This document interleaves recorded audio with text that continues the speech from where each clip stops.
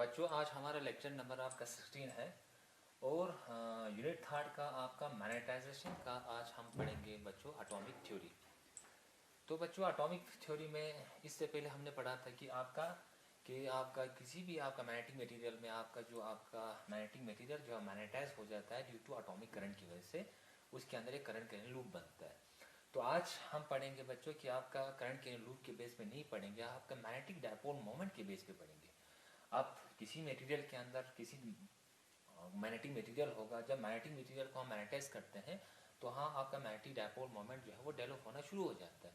मान लो मैग्नेटाइज किया तो वहाँ पे मैग्नेटिक डायपोल मोमेंट वहाँ आपका डेवलप हुआ, तो इसका मतलब है आपका मैग्नेटिक डायपोल मोमेंट की बेस पे हम आज एटॉमिक थ्योरी पढ़ेंगे। तो बच्चों आपका ये होता है बेसिकली। इसके बाद हम डायमैग्नेटिक मटेरियल, इसके बाद आपका फेरो, इसके बाद डाया आपका पैरा, इसके बाद फेरो मैग्नेटिक मटेरियल को हम क्लासिफाई करने की कोशिश करेंगे। तो इससे पहले बहुत सारे बेसिक टर्म्स है उनको आपको याद करना होगा। तो आज हम पढ़ेंगे आपका मैग्नेटाइजेशन को एटॉमिक थ्योरी के बेस पे, आपका एटॉमिक डायपोल मोमेंट के हिसाब से, मैग्नेटिक डायपोल मोमेंट के हिसाब से हम आज पढ़ेंगे। तो बच्चों इनिशियली क्या होता है, देखो कोई भी आपका मैग्नेटिक मटेरियल होगा, ये कोई मैग्नेटिक मटेरियल है, स्पेसिमेन है, उसके अंदर ऑलरेडी आपका डायपोल मोमेंट एग्जिस्ट होता है। डायपोल ये सारे क्या है बच्चों, डायपोल मोमेंट है। Dipole moment they are randomly oriented, आपका उसका कोई नेट डायरेक्शन नहीं होता बच्चों।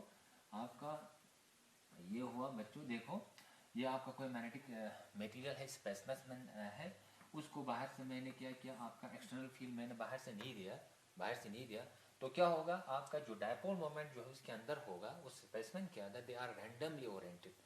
तो नेट डायपोल मोमेंट उस स्पेसिमेन के अंदर क्या होगा, जीरो होगा, ड्यू टू आपका रैंडमली ओरिएंटेशन की वजह से एक डायपोल मोमेंट दूसरे डायपोल मोमेंट को कैंसिल करेगा। तो net dipole moment inside this material क्या होगा, आपका जीरो होगा।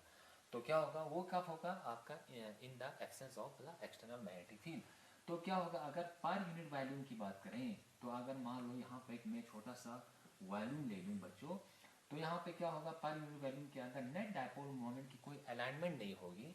एक डायपोल मोमेंट इधर जा रहा होगा, दूसरा इधर जा होगा, तीसरा इधर जा रहा होगा, चौथा इधर जा रहा होगा।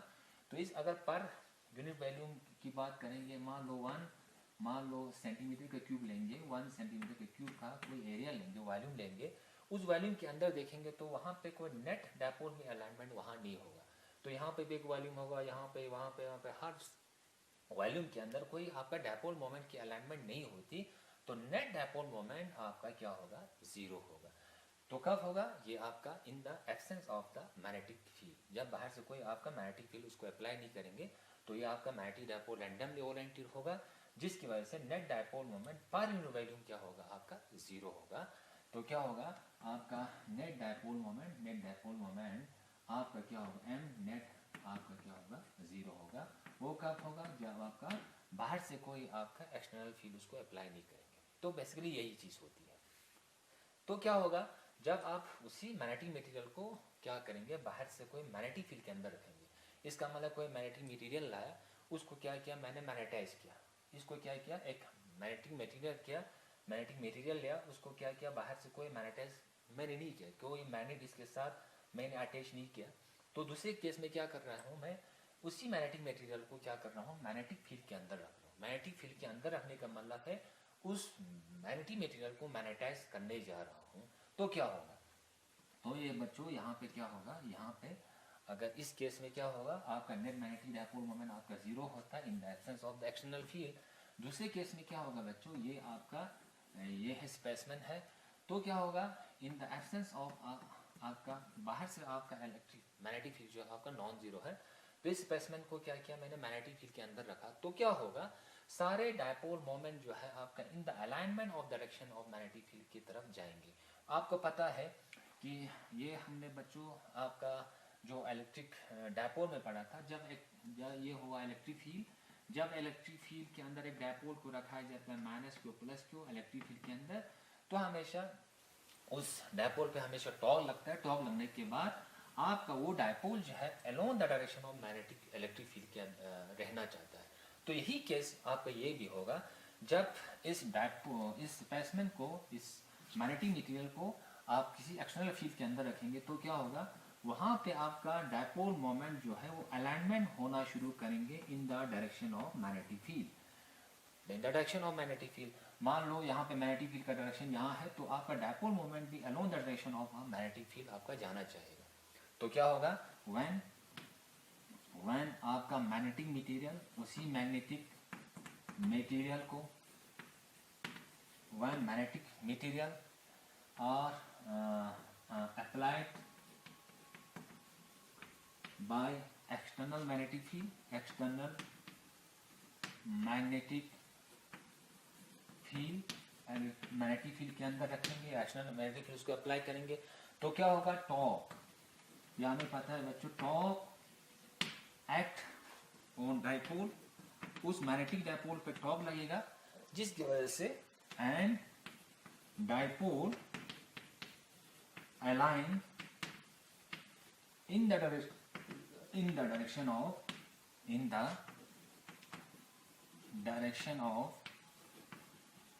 magnetic field। ये होगा बच्चों, जब एक मैग्नेटिक मटेरियल को आप किसी मैग्नेटिक फील्ड के अंदर रखा, तो सारे डायपोल पे क्या होगा, आपका टॉर्क लगेंगे, टॉर्क लगने के बाद आपका डायपोल जो along the direction of magnetic field आपका रहना चाहेगा। जब आपका मान लो 100% जो है आपका dipole along the direction of magnetic field की तरफ गया, तो इसका मतलब वो फुली मैग्नेटाइज हुआ, फुली मैग्नेटाइज हुआ, इसका मतलब है फुली मैग्नेटाइज। अगर इसमें से क्या होगा बच्चों, आपका मान लो 70% जो है आपका 70% जो है आपका dipole moment along the direction of the magnetic field गया, तो इसका मतलब ये पार्शियली आपका मैग्नेटाइज हुआ। 100% dipole moment along the direction of magnetic field हुआ, इसका मतलब है वो मैग्नेटिक मटेरियल आपका फुली मैग्नेटाइज हुआ, सैचुरेशन लेवल पे पहुंचा।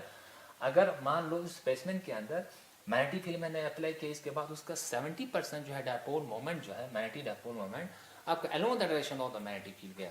मान लो 100 से तो 100 नहीं गया, क्योंकि जो ही मैग्नेटिक डायपोल में along the direction of magnetic field जाएंगे, हमें पता है इस स्पेसिमेन के अंदर एक थर्मल हीट भी पैदा होगा, ड्यू टू हीटिंग इफेक्ट क्या होगा, उस डायपोल मोमेंट की आपका अलाइनमेंट में भी फिर आपका डिसऑर्डर आना शुरू होगा, हो सकता है। तो क्या होगा, जिसकी वजह से आपका net dipole moment per unit volume जो है वो आपका ज्यादा होगा। किस केस में, आपका पहले वाले केस में कुछ भी नहीं था, यहाँ पे क्या था, अगर 1 मिलीमीटर के क्यूब की वॉल्यूम लेंगे तो इसमें क्या होगा, मैक्सिमम जो है डायपोल मोमेंट जो है along the direction of the magnetic field होगा। तो इस केस में आपका मैग्नेटाइजेशन आपका स्ट्रॉन्ग होगा। किस केस में, इस केस में, क्यों, क्योंकि इस केस में क्या हो रहा है बच्चों कि पर मीटर क्यूब के अंदर या पर मिलीमीटर क्यूब के अंदर आपका वॉल्यूम के अंदर आपका डायपोल मोमेंट की अलाइनमेंट जो है along the direction of magnetic field हो रहा है, तो इस केस में आपका मैग्नेटाइजेशन होगा। तो 100% अगर dipole moment along the direction of the magnetic field गया, तो इसका मतलब ये आपका फुली मैग्नेटाइज, इसका मतलब है मैग्नेटिक मटेरियल जो है आपका फुली मैग्नेटाइज हुआ। अगर 70% जो है आपका dipole moment along the direction of the magnetic field गया, इसका मतलब है ये आपका क्या होगा, पार्शियली मैग्नेटाइज, ये पार्शियली मैग्नेटाइज हो जाता है बच्चों। तो ये वाला केस जो है आपका कहाँ पे होगा बच्चों, आपका पैरामैग्नेटिक मटेरियल और आपका फेरोमैग्नेटिक मटेरियल में होगा। तो आपका यहाँ पे एक चीज में यहाँ पे ये भी लिख दूं, तो क्या होगा बच्चों, तो यहाँ पे क्या होगा, अभी हमने कहा जब मैग्नेटिक मटेरियल को अप्लाइड फील्ड के अंदर लगेंगे तो उस पर टॉर्क लगेंगे, जिसकी वजह से आपका डायपोल जो है along the direction of the magnetic field आपका डायरेक्शन ऑफ मैग्नेटिक फील्ड की तरफ अलाइन करेंगे। तो क्या होगा बच्चों, इस मटेरियल के अंदर एक अपना एक मैग्नेटिक फील्ड, क्योंकि क्या होगा इस मैग्नेटिक फील्ड के अंदर डायपोल है, डायपोल क्या प्रोड्यूस कर सकता है, मैग्नेटिक फील्ड, जिसकी वजह से इस मटेरियल के अंदर अपना एक नेट मैग्नेटिक फील्ड प्रोड्यूस होगा। वो net magnetic field always greater than applied field. वो क्या होगा, द नेट, द इस केस में क्या होगा, the resultant magnetic field inside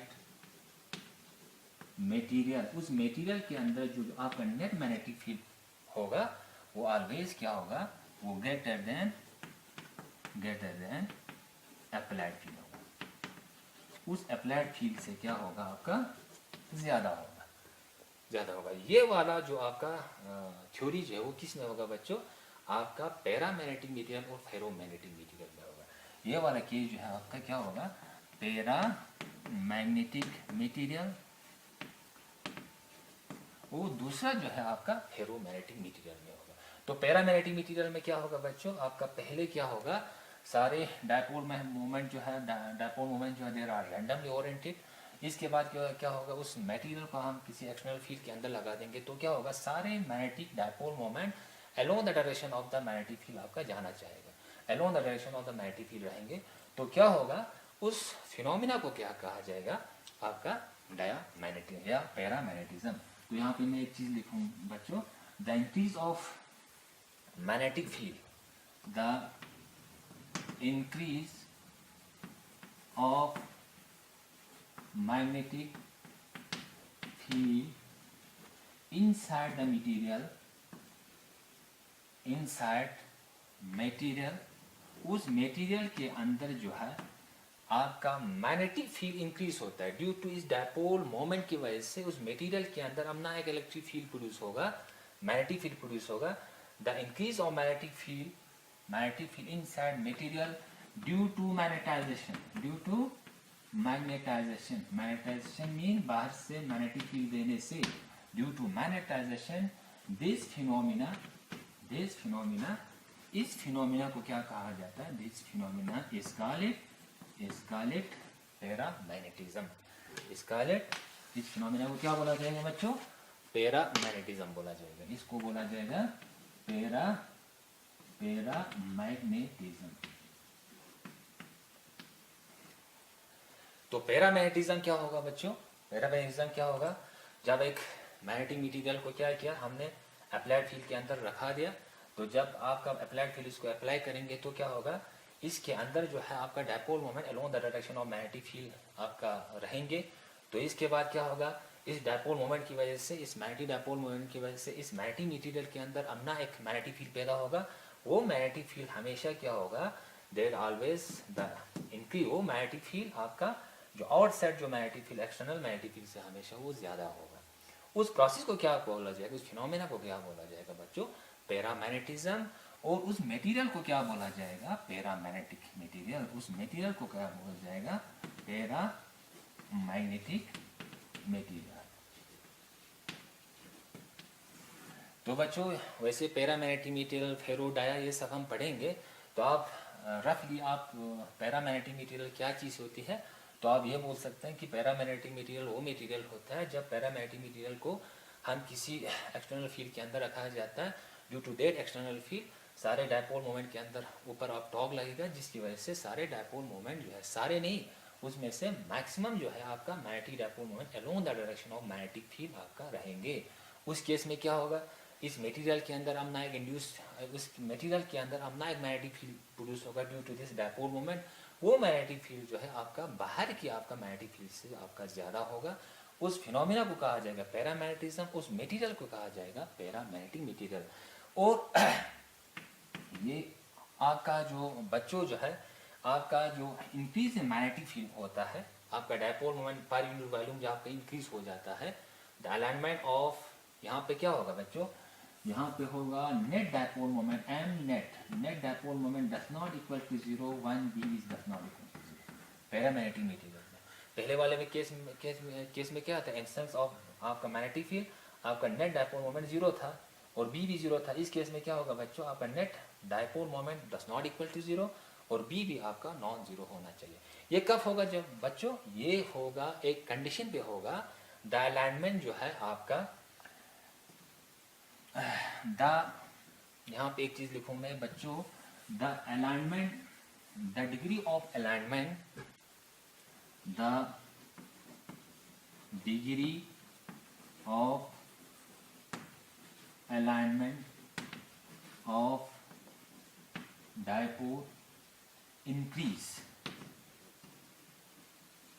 एक चीज यहाँ पे आपको याद रखना है कि आपका मैग्नेटिक फील्ड के अंदर से आपका डायपोल जो है along the direction of the magnetic field रहेंगे, ये चीज, लेकिन along the direction of magnetic field आपका डायपोल मोमेंट रहेगा, वो इंक्रीज कब होगा, degree of alignment of dipole moment increase when, पहला क्या होगा, व्हेन टेम्परेचर इज डिक्रीज, जब उस स्पेसिमेन का टेम्परेचर जो है डिक्रीज होगा।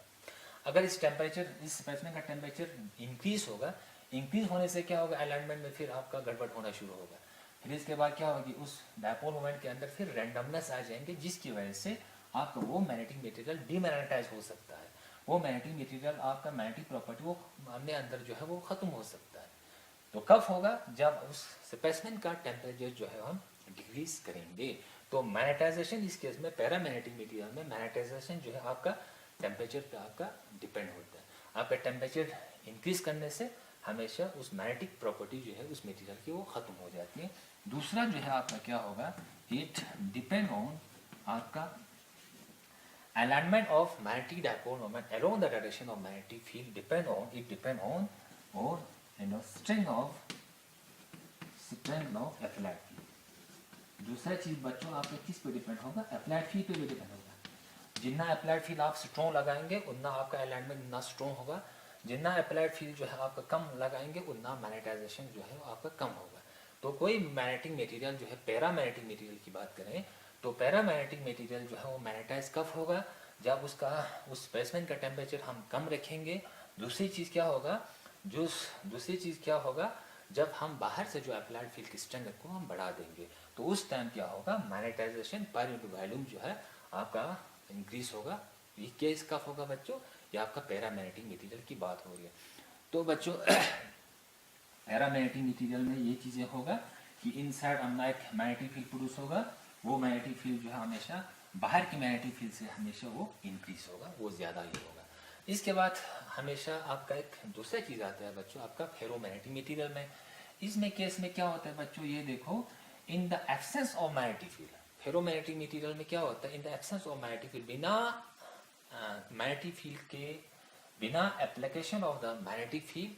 पैरामैग्नेटिक मटेरियल में क्या दिया आपने, एप्लीकेशन ऑफ मैग्नेटिक फील्ड, बाहर से मैग्नेटिक फील्ड आपने दे दिया, तब जाके वहाँ पे अलाइनमेंट हुआ। तो आपका फेरोमैग्नेटिक मटेरियल में क्या होगा,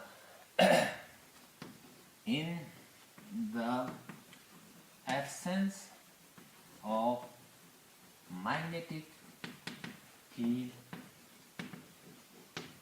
the dipole moment, the magnetic dipole moment align itself without application of the magnetic field। कोई मैग्नेटिक मटेरियल हो जिसमें आपका डायपोल मोमेंट ऑलरेडी अलाइन में हो without application of the magnetic field, बाहर से मैंने कोई मैग्नेटिक फील्ड नहीं दिया, लेकिन आपका जो आपका डायपोल मोमेंट जो उसमें अपने आप जो है वो अलाइनमेंट हो, तो in the absence of magnetic field this phenomena is called, इस फिनोमिना को क्या बोला जाता है आपका, इस कॉल्ड आपका फेरोमैग्नेटिज्म, और उसको कहा जाता है बच्चों फेरोमैग्नेटिक मटेरियल। उस मटेरियल को कहा जाता है बच्चों फेरोमैग्नेटिक मटेरियल। तो बच्चों फेरोमैग्नेटिक मटेरियल जो है आपका स्ट्रॉन्ग आपका मैग्नेटिक मटेरियल हो जाता है। तो आपका फेरोमैग्नेटिक मटेरियल क्या होगा, बेसिकली आप इसमें हम पढ़ेंगे कि फेरोमैग्नेटिक मटेरियल डाया, ये सारे प्रॉपर्टीज हम पढ़ेंगे तो सारे कंसेप्ट आप लोगों को क्लियर होगा। तो फेरोमैग्नेटिक मटेरियल में क्या होगा, मैग्नेटिक डायपोल मोमेंट की अलाइनमेंट ऑलरेडी हो चुकी होगी without the application of the magnetic field. बाहर से मैंने मैग्नेटिक फील्ड दिया है नहीं, आपके डायपोल मोमेंट की अलाइनमेंट ऑलरेडी उसके अंदर है। उस टाइम उस मटेरियल को क्या बोला जाता है आपका फेरोमैग्नेटिक मटेरियल। इसके बाद बच्चों आपका एक दूसरा आपका मटेरियल आता था आपका डायमैग्नेटिक मटेरियल। तो डायमैग्नेटिक मटेरियल में आपका डायपोल मोमेंट इंड्यूस किया जाता है with the application of the magnetic field. बाहर से मैंने मैग्नेटिक फील्ड लगा दिया, पहले क्या था उसमें डायपोल मोमेंट था ही नहीं, जब मैंने बाहर से मैग्नेटिक फील्ड लगा दिया तो इसके अंदर अपना एक इंड्यूस मैग्नेटिक फील्ड पैदा होगा। वो इंड्यूस मैग्नेटिक फील्ड यहाँ पे हम बात करेंगे when applied field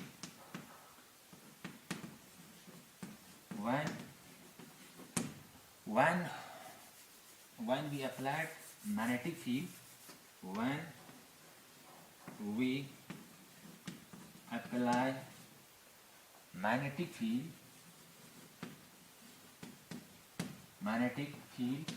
there are some material due to this applied magnetic field, due to this field due to this field, उस फील्ड की वजह से, and induce magnetic field develop inside the material, and induce it उसके अंदर अपना एक induce it magnetic field develop inside the material. यहाँ पे क्या होगा बच्चों, जब आपका ऐसे भी मैग्नेटिक मटेरियल होता है, जब उस मैग्नेटिक मटेरियल को हम मैग्नेटिक फील्ड अप्लाई किया जाता है, उस मटेरियल को जब कोई भी आपका मटेरियल हो जिसको मैंने क्या किया, आपका अप्लाइड फील्ड उसको दे दिया, तो इसके अंदर क्या होगा, अपना एक इंड्यूस मैग्नेटिक फील्ड पैदा होगा। तो एज पर लेंस लॉ के हिसाब से वो इंड्यूस मैग्नेटिक फील्ड हमेशा अप्लाइड फील्ड को अपोज करेगा। that induced magnetic field oppose the applied field। वो आपका जो उसके अंदर पहले क्या था, आपने स्पेसिमेन लाया, इसके बाद क्या किया, उसके अंदर मैंने क्या किया, बाहर से मैंने मैग्नेटिक फील्ड अप्लाई किया। उस मैग्नेटिक फील्ड के अप्लाई करने से क्या होगा, उस मटेरियल के अंदर अपना एक इंड्यूस मैग्नेटिक फील्ड शुरू हुआ। पहले कोई मैग्नेटिक फील्ड नहीं था, उसके अंदर अपना एक इंड्यूस मैग्नेटिक फील्ड पैदा हुआ। वो इंड्यूस मैग्नेटिक फील्ड हमेशा क्या करता है, अप्लाइड मैग्नेटिक फील्ड को हमेशा अपोज करता है, जिसकी वजह से आपका रिजल्टेंट मैग्नेटिक फील्ड जो है उस मटेरियल के अंदर हमेशा डिक्रीज होगा, जिसके अंदर the resultant magnetic field decrease, magnetic field decrease. बस उस फिनोमेना को कहा जाता है आपका डायामैग्नेटिज्म, उस मटेरियल को कहा जाता है डायामैग्नेटिक मटेरियल। तो वो आ रहा डायामैग्नेटिक मटेरियल में क्या होगा, अप्लाइड फील्ड देंगे, उसके अंदर अपना इंड्यूस मैग्नेटिक फील्ड पैदा होगा। वह इंड्यूस मैग्नेटिक फील्ड हमेशा क्या करेंगे, उस अप्लाइड फील्ड को हमेशा अपोज करेंगे, जिसकी वजह से आपका net magnetic field inside the material क्या होगा, हमेशा कम होगा। उस मटेरियल को क्या कहा जाएगा, आपका क्या कहा जाएगा, डायामैग्नेटिक मटेरियल। इसकी प्रॉपर्टीज हम पढ़ेंगे बच्चों। तो आपका डायामैग्नेटिक मटेरियल एक चीज़ क्या होगा, आपका अगर डिफ्रेंशिएट करेंगे आप, मान लो कोई आपको ये बोलता है कि पैरामैग्नेटिक मटेरियल क्या चीज़ होती है, तो पैरामैग्नेटिक मटेरियल वो मटेरियल होगा बच्चों जो अप्लाइड फील्ड को हमेशा पसंद करेगा, जो हमेशा मैग्नेटाइज होना चाहेगा। वो उसकी एक प्रॉपर्टी ये होगी, हमेशा अप्लाइड फील्ड को हमेशा अपोज नहीं करेंगे, अप्लाइड फील्ड को हमेशा एक्सेप्ट करेंगे। तो उस मटेरियल में क्या प्रॉपर्टी होगी, उस मटेरियल की टेंडेंसी क्या होगी, वो हमेशा अप्लाइड फील्ड को हमेशा अपोज नहीं करेंगे, हमेशा एक्सेप्ट करेगा, वो मैग्नेटाइज होना चाहेगा। उस मटेरियल को क्या कहा जाएगा, आपका पैरामैग्नेटिक मटेरियल या फेरोमैग्नेटिक मटेरियल। आपका जो डायामैग्नेटिक मटेरियल होते हैं, डायामैग्नेटिक मटेरियल क्या होगा बच्चों, हमेशा क्या होगा, मान लो ये डायामैग्नेटिक मटेरियल है, ये डायामैग्नेटिक मटेरियल अप्लाइड फील्ड मैंने यहाँ से लगा दिया, तो जिसकी वजह से इसके अंदर हमने इंड्यूस मैग्नेटिक फील्ड पैदा होगा। वो मैग्नेटिक आपका इंड्यूस मैग्नेटिक फील्ड हमेशा अपोज करेगा आपका अप्लाइड फील्ड को। तो इसका मतलब क्या हुआ, आपका डायामैग्नेटिक मटेरियल जो मैग्नेटाइज होना नहीं चाहता, उसकी प्रॉपर्टी ये होती है को वो अपने आप को अपनी उसी कंडीशन में बैठना चाहता है। पहले वो क्या था, उसके अंदर कोई मैग्नेटिक प्रॉपर्टी नहीं थी, तो लास्ट में वो क्या बैठना चाहते, उसी मतलब मैग्नेटिक प्रॉपर्टी में बैठना नहीं चाहते। इसका मतलब है आपका diamagnetic material refuse the applied field, applied field को हमेशा वो अपोज करेगा, वो मैग्नेटाइज होना नहीं चाहता, वो जिस डंग में था उसी डंग में बैठना चाहता है। आपका पैरामैग्नेटिक मटेरियल वैसे मटेरियल होते हैं जो पहले आपका मैग्नेटाइजेशन नहीं था, इसके बाद अप्लाइड फील्ड हुआ, इसके बाद वो मैग्नेटाइज हुआ। इसका मतलब है वो अप्लाइड फील्ड को पसंद करते, वो मैग्नेटाइज होना चाहता है। लेकिन आपका डायामैग्नेटिक मटेरियल जो है वो हमेशा मैग्नेटाइजेशन होना नहीं चाहता, अप्लाइड फील्ड को हमेशा वो अपोज करेगा। थोड़ी सी एक टर्म है, वो हम नेक्स्ट वाले चैप्टर में पढ़ेंगे बच्चों। तब तक